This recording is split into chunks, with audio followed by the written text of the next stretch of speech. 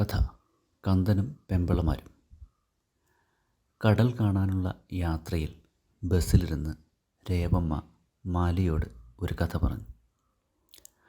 പണ്ട് കന്ദനും രണ്ട് പെമ്പിളമാരും കൂടെ മീനിൻ്റെ വേഷമെടുത്ത് കടലിൻ്റെ അടിയിൽ പോയി താമസിച്ചു.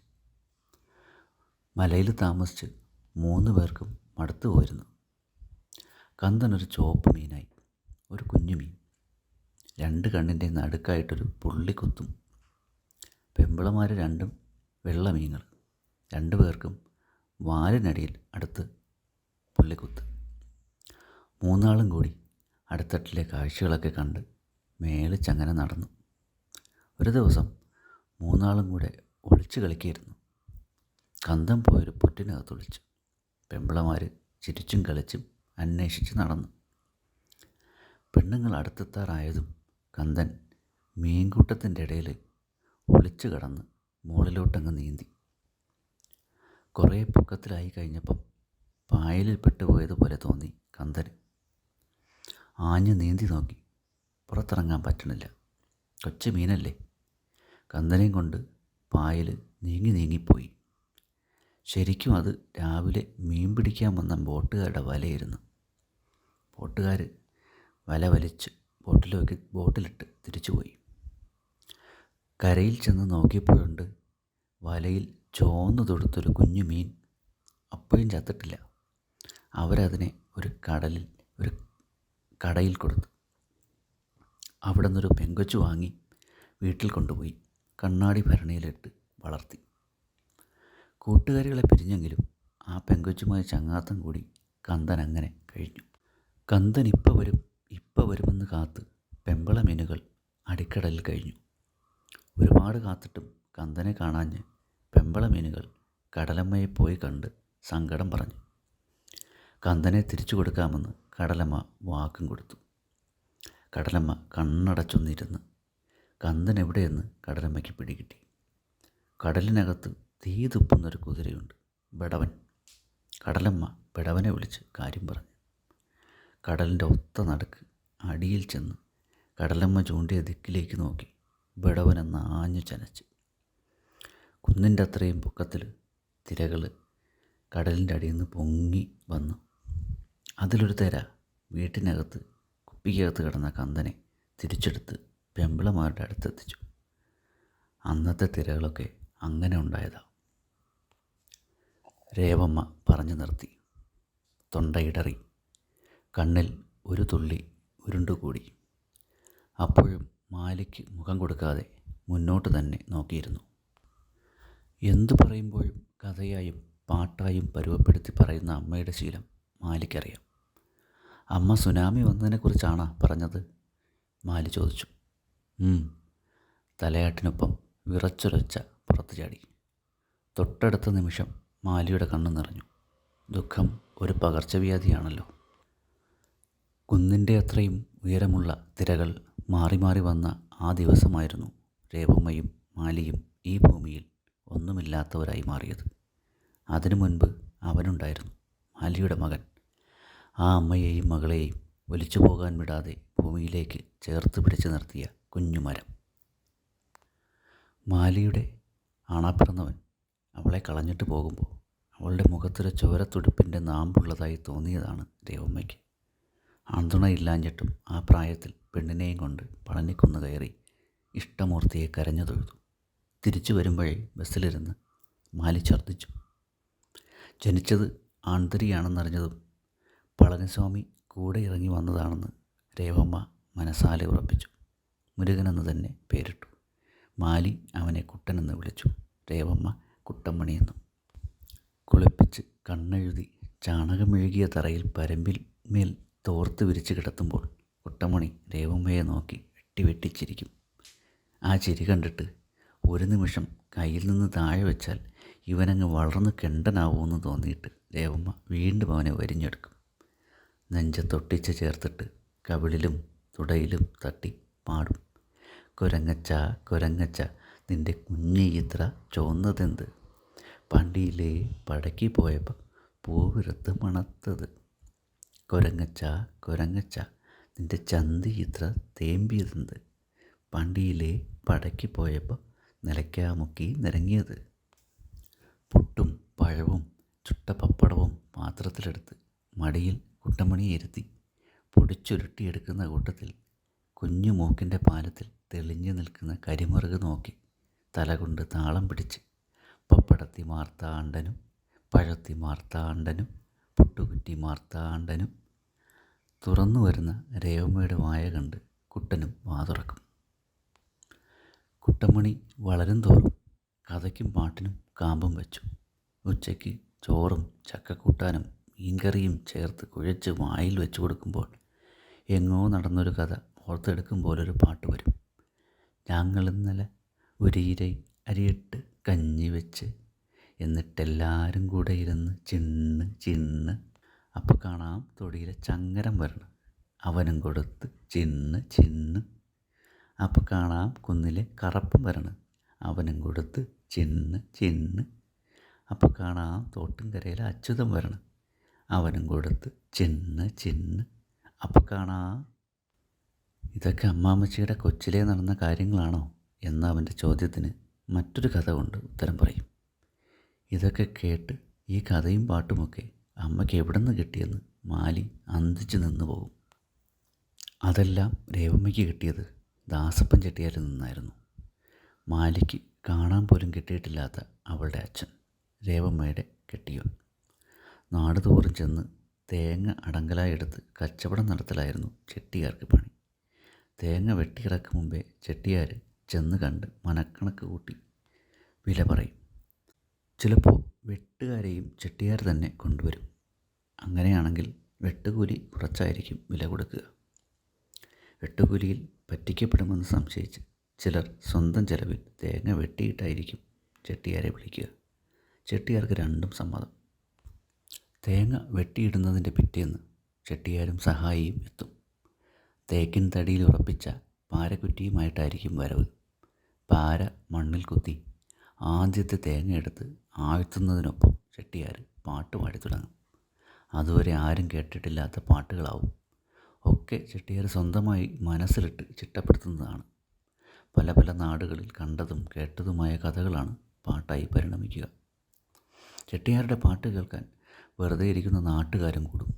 കഥപ്പാട്ട് കേൾക്കുന്ന സ്വരത്തിൽ ചിലപ്പോൾ വെട്ടുകത്തി കൊണ്ട് അവരും 5-6 തേങ്ങ പതിച്ചു കൊടുക്കും. തേങ്ങ പതിച്ചു കഴിഞ്ഞാൽ പിന്നെ എണ്ണിയെടുക്കലാണ്. ആ സമയം ഉടയക്കാരനും കൂടെ വന്ന് നിൽക്കും. ആദ്യം ചെട്ടിയാർ 2 പിടിച്ചെണ്ണും. വലിപ്പമുള്ള തേങ്ങ തീർന്നു കഴിയുമ്പോൾ 3 പിടിച്ചെണ്ണും. 4 പിടിച്ചെണ്ണാൻ തുടങ്ങുമ്പോൾ ഉടയക്കാരൻ ഇടയ്ക്ക് കയറും. ചെട്ടിയാർ വീണ്ടും 3 പിടിച്ചെണ്ണും. നേരത്തെ വില പറഞ്ഞുറപ്പിച്ചതാണെങ്കിലും എണ്ണിക്കഴിയുമ്പോൾ നഷ്ടമാണെന്ന് പയ്യാരം പറഞ്ഞ് ചതുരന്മാരായ പലരും ചെട്ടിയാരുടെ കയ്യിൽ നിന്ന് അധികം പണം ഒപ്പിച്ചെടുക്കും. ഒരു ചിരിയോടെ ചെട്ടിയാർ അതും സമ്മതിച്ചു കൊടുക്കും. പളനി ആണ്ടവനെ വിളിച്ച് എല്ലാവർക്കും നല്ലത് വരാൻ തൊഴുത് പണം കൊടുക്കും. അങ്ങനെ ഒരിക്കൽ പൊതിച്ചു കഴിഞ്ഞ തേങ്ങ എണ്ണി ചാക്കിൽ കെട്ടി തിരിച്ചു പോകുമ്പോൾ രേവമ്മയെയും ചെട്ടിയാർ കൂടെ കൂട്ടി. പറയത്തക്ക ബന്ധുക്കളൊന്നുമില്ലാതിരുന്ന രേവമ്മയ്ക്ക് പണിക്ക് നിന്ന വീട്ടിലെ കൊച്ചമ്മയോട് മാത്രമേ അനുവാദം ചോദിക്കാനുണ്ടായിരുന്നുള്ളൂ. നെഞ്ച് വളർന്നു വരുന്ന പെണ്ണിനെ വീട്ടിനുള്ളിലെ മുനനീണ്ട കണ്ണുകളിൽ നിന്ന് എങ്ങനെ ഒളിപ്പിക്കുമെന്ന് ആദ്യ പിടിച്ചിരുന്ന കൊച്ചമ്മയ്ക്ക് അതിലൊട്ട് ചിന്തിക്കാനും ബാക്കിയില്ലായിരുന്നു. പളനിസ്വാമിയുടെ വലിയ ഭക്തനായിരുന്നു ചെട്ടിയാർ. മാസം തോറും പളനിമല കയറി കന്ദസ്വാമിയെ കാണും. വർഷത്തിലൊരിക്കൽ മുടിയെടുക്കും.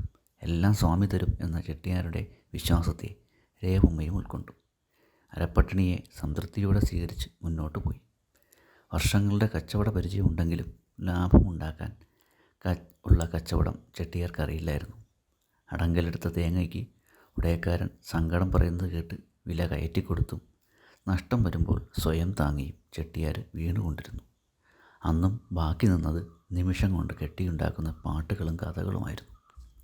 കഷ്ടിച്ചൊരു 2 വർഷം രേവമ്മ ചെട്ടിയാരോടൊരുമിച്ച് താമസിച്ചു കാണും. പെട്ടെന്നൊരു ദിവസം ഒരാഴ്ചത്തേക്കുള്ള അരിയും സാമാനങ്ങളും വീട്ടിലേൽപ്പിച്ച് ചെട്ടിയാർ ഒരുമ്പെട്ടൊരു പോക്ക് പോയി. പളനിമലയ്ക്ക് പോവുകയാണെന്ന് മാത്രം പറഞ്ഞു. രേവമ്മ കാത്തിരുന്നു. ആ കാത്തിരിപ്പിന് കൂട്ടിരിക്കാൻ രേവമ്മയുടെ ശരീരത്തിൽ മറ്റൊരു പൊടിപ്പ് കൂടി കുടിവെച്ചിരുന്നു. സന്തോഷിക്കണോ കരയണോ എന്നറിയാതെ രേവമ്മ പളനിമലയുടെ ദിക്കിലേക്ക് നോക്കിയിരിപ്പായി. പോകെ പോകെ കാത്തിരിപ്പ് മാത്രം തുണയായി. ദാസപ്പൻ ചെട്ടിയാർ പണമുണ്ടാക്കാൻ ഗൾഫിലേക്ക് പോയതാണെന്ന് ചിലരൊക്കെ വിശ്വസിച്ചു. ചെട്ടിയാർക്ക് പളനിയിൽ വേറൊരു കുടുംബമുണ്ടെന്ന് പലരും അടക്കം പറഞ്ഞു. മാലി കൂടി വന്നതിൽ പിന്നെ രേവമ്മയ്ക്ക് ദുഃഖിച്ചിരിക്കാനും സമയമില്ലാതായി. അറിയാവുന്ന പണികളൊക്കെ ചെയ്തും പുതുതായി പഠിച്ച മെടച്ചിലിൽ തെളിഞ്ഞും രേവമ്മ മുന്നോട്ട് നീന്തി. ചെട്ടിയാർ തിരിച്ചു വരില്ലെന്ന് ഏതാണ്ട് ഉറപ്പായതോടെ ചെട്ടിയാരുടെ കടങ്ങളുടെ ബാധ്യതയും രേവമ്മ ഏറ്റെടുത്തു. ചെട്ടിയാരുടെ തൊഴിൽ തന്നെ രേവമ്മയും ചെയ്തു. അടങ്കലിന് തേങ്ങ എടുത്ത് രേവമ്മ കച്ചവടം തുടങ്ങി. നേരും നെറിയും കൈവിട്ടില്ലെങ്കിലും ചെട്ടിയാരെ പോലെ കണ്ണടച്ച് കച്ചവടം ചെയ്തില്ല രേവമ്മ. ദാസപ്പൻ ചെട്ടിയാരെ മൂപ്പൻ എന്ന് വിളിച്ചിരുന്നവർ രേവമ്മയെ മൂപ്പത്തി എന്ന് വിളിച്ച് ആദരിച്ചു. ചെട്ടിയാരുടെ പഴയ പണിക്കാരും വണ്ടിക്കാരനുമെല്ലാം രേവമ്മയ്ക്കൊപ്പം കൂടി. രേവമ്മ പക്ഷേ പണിസ്ഥലത്ത് കഥ പറഞ്ഞിരിക്കില്ല. സ്വതവേ മിണ്ടാട്ടം കുറഞ്ഞ രേവമ്മ ഒന്നുകൂടി മൗനിയായതേയുള്ളൂ. ആ മൗനം രേവമ്മ വെടിഞ്ഞത് മുരുകൻ്റെ തല കണ്ട ശേഷമാണ്. ഇത്ര നാളും അളന്നു മുറിച്ച് മാത്രം പുറത്തേക്കിറങ്ങിയ ഒച്ചയുടെ ശേഷിപ്പ് ഉള്ളിൽ കഥകളായും പാട്ടുകളായും പുറ്റുപിടിച്ചിരിക്കുകയായിരുന്നെന്ന് മാലി അറിഞ്ഞു. ഒരു കുഞ്ഞു വിരൽ തട്ടി ആ പുറ്റ് പൊളിഞ്ഞിരിക്കുന്നു. ചക്കക്കാലത്ത് പഴുത്ത കുഴച്ചക്ക വയറ് നിറച്ചു തിന്ന് പിറ്റേന്ന് രാവിലെ പ്ലാവിൻ്റെ മൂട്ടിൽ വെളിക്കിരുന്ന് മുക്കി പാതി വഴിയിലെത്തിച്ച മഞ്ഞക്കട്ട വീഴാതെ തൂങ്ങി നിൽക്കുമ്പോൾ കുട്ടമണി രേവമ്മയെ ചിണുങ്ങി വിളിക്കും. പ്ലാവിലെ മടക്കി വലിച്ചു കളയുമ്പോൾ കുസൃതി ചിരിയോടെ രേവമ്മ പാടും: ചക്കപ്പഴമേ പണാളെ തൂറിക്കൊണ്ടോടണ മേലാളെ. രേവമ്മയുടെ കഥകളും പാട്ടുകളുമെല്ലാം അണപൊട്ടി എഴുതുന്നത് കുട്ടമണിയുടെ കാതുകളിലേക്ക് മാത്രം. കടമൊക്കെ ഒതുക്കി രേവമ്മ ഒന്ന് നടന്നുവർത്തുമ്പോഴേക്കും മുരുകൻ പട്ടണത്തിലെ UP സ്കൂളിലെത്തിയിരുന്നു. ബസ്സിനുള്ളിൽ പെട്ടെന്ന് മുഴങ്ങാൻ തുടങ്ങിയ സിനിമാപ്പാട്ടിൻ്റെ ഒച്ചയിൽ മാലി ചിന്തകളിൽ നിന്നുണർന്നു. അതിർത്തി പിന്നിട്ട് കഴിഞ്ഞു. മാലി അമ്മയെ നോക്കി. രേവമ്മ ഇപ്പോഴും എങ്ങോട്ടെന്നില്ലാതെ ഒരകലത്തിലേക്ക് നോക്കിയിരിപ്പാണ്. ബസ്സിനുള്ളിലെ പാട്ടൊച്ചയുടെ മറവിൽ അമ്മയുടെ ചിന്തകളൊന്ന് മുറിക്കാൻ മാലി മറ്റൊരു കാര്യമെടുത്തിട്ടു. അമ്മ കുട്ടന് പണ്ട് പറഞ്ഞു കൊടുക്കുന്ന ഒരു കഥയുണ്ടായിരുന്നല്ലേ, ഊളൻ ഞണ്ടിനെ പിടിക്കണ കഥ. കേട്ട പാതി രേവമ്മ ചിരിക്കാൻ തുടങ്ങി. ആ കഥ കേട്ട് കഴിയുമ്പം കുട്ടമണിക്ക് ഭയങ്കര നാണമാണ്. അത് കാണാൻ വേണ്ടി ഞാൻ ഇടയ്ക്കിടയ്ക്ക് ഇത് പറയും. പുതിയ കഥയാണെന്നൊക്കെ പറഞ്ഞു തുടങ്ങും. ഈ കഥയാണെന്ന് മനസ്സിലാവണതും കുട്ടൻ ഇറങ്ങി ഓടിക്കളയും. ഉറിച്ചിരിച്ചുകൊണ്ട് രേവമ്മ കഥ പറഞ്ഞു. ഊളന് ഞണ്ടിറച്ചി ഭയങ്കര ഇഷ്ടമാണ്. പക്ഷേ ഞണ്ടിനെ പിടിക്കാൻ ഊളൻ എത്ര നോക്കിയാലും നടക്കൂല. അവസാനം ഊളനൊരു വിദ്യ കാണിക്കും. ഞണ്ടിരിക്കണ പൊത്തിൻ്റെ വായിൽ കൊണ്ട് ചന്തി വെച്ചിട്ട് ഒരു വളി വിട്ടു കൊടുക്കും. നാറ്റം മുട്ടി ഞണ്ട് വെളിയിലിറങ്ങും. രണ്ടാളും തമ്മിൽ മറന്നു ചിരിച്ചു. ബസ്സിലെ പാട്ടുമേളത്തിൽ ആ ചിരിയൊച്ചകൾ ഓടിയൊളിച്ചു. മുരുകൻ 10 പാസ്സായതും നമ്മുടെ കുട്ടമണി ഉടനെ ഉദ്യോഗക്കാരനാവും എന്നും പറഞ്ഞ് രേവമ്മ പൂത്തുലഞ്ഞു. ആരോഗ്യമൊക്കെ മോശമായി തുടങ്ങിയതുകൊണ്ട് ഒരിടത്തിരുന്ന് ചെയ്യാൻ പറ്റുന്ന ജോലികളിൽ മാത്രമായി രേവമ്മ ഒതുങ്ങിയിരുന്നു. മാലിയുടെ തൊഴിലുറപ്പ് കൂലിയിൽ ഞെങ്ങിഞ്ഞരങ്ങി മുന്നോട്ട് പോവുകയായിരുന്നു കുടുംബം. അരവയറിൽ വലിയ ഉദ്യോഗക്കാരനാകുന്ന കുട്ടമണിയെക്കുറിച്ചുള്ള കിനാവുകൾ നിറച്ച് 2 പെണ്ണുങ്ങളും എന്നും ഉറങ്ങാൻ കിടന്നു. കോളേജിൽ നിന്ന് കൂട്ടുകാരോടൊത്ത് കടൽ കാണാൻ പോയ കുട്ടമണിയെ രണ്ടാളും വിലക്കിയില്ല. ഇടയ്ക്ക് അവനെ അങ്ങനെ കൂട്ടുകാരോടൊത്ത് കറക്കമൊക്കെയുണ്ട്. അവൻ അങ്ങനെയൊന്നും വഴിതെറ്റിപ്പോയില്ലെന്ന് വിശ്വാസമുണ്ട് രണ്ടാൾക്കും. നെഞ്ചുരുകിയുള്ള പ്രാർത്ഥനയും. എല്ലാം ആ ദിവസം തകർന്നു. കടലിൽ നിന്ന് 1000 കൈകൾ തിരമാലകളായി കരയിൽ കടന്ന് കിട്ടിയതെല്ലാം കൊണ്ടുപോയി. കടൽ കാണാൻ പോയ കുട്ടമണി തിരിച്ചു വന്നില്ല. അന്വേഷിച്ചിറങ്ങിയ മാലിക്കും രേവമ്മയ്ക്കും കൃത്യമായൊരു മറുപടി ഒരിടത്തും കിട്ടിയില്ല. സുനാമി എന്നു പേരുള്ള ഒരു തിര വന്നെന്നും കണ്ണിൽ കണ്ടതെല്ലാം വിഴുങ്ങി തിരിച്ചു പോയെന്നും മാത്രം അവർ മനസ്സിലാക്കി. നമ്മൾ കുറ്റിയേറ്റി പോവോ അമ്മച്ചി? മാലിയുടെ ചോദ്യം രേവമ്മയുടെ നെഞ്ചു കീറി ഉള്ളിൽ പ്രവേശിച്ചു. പരസ്പരം ഒരു നോട്ടത്തിന് പോലും ധൈര്യം വരാത്ത നാളുകൾക്ക് ശേഷം കടൽ കാണണമെന്ന് അമ്മ ആവശ്യപ്പെട്ടപ്പോൾ മാലിക്കും അങ്ങനെ ഒരു ആഗ്രഹം തോന്നി. നാളുകൾക്ക് ശേഷം അവർ തമ്മിൽ നോക്കി ചിരിച്ചു. കുട്ടമണിയുടെ ഓർമ്മകൾ പരസ്പരം പറഞ്ഞു. ഇനിയുള്ള ജീവിതം ആ ഓർമ്മകളുടെ ഇന്ധനത്തിൽ മുന്നോട്ടുരുട്ടണമെന്ന് അവർ നിശബ്ദമായൊരു തീരുമാനത്തിലെത്തിയിരുന്നു. വണ്ടി നിർത്തി. രേവമ്മയും മാലിയും കടൽ തീരത്തേക്ക് നടന്നു.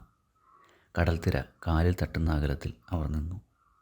ഭൂമിയോളം എത്തുന്ന ആ പരപ്പ് കണ്ടപ്പോൾ രേവമ്മയ്ക്ക് വീണ്ടും വീണ്ടും കരയാൻ തോന്നി. ഉള്ളതൊക്കെ കരഞ്ഞു തീർത്തോളാൻ കടൽ പറയുന്നതായി തോന്നി. ആ പാവം നമ്മുടെ കൂടെ മതിമറന്നങ്ങ് ജീവിക്കുകയായിരുന്നു. പാവം പെമ്പിളമാർ ഒരുപാട് വിഷമിച്ച് കാണും. എന്തായാലും അവസാനം അവൻ അവരുടെ അടുത്ത് ചെന്നല്ലോ.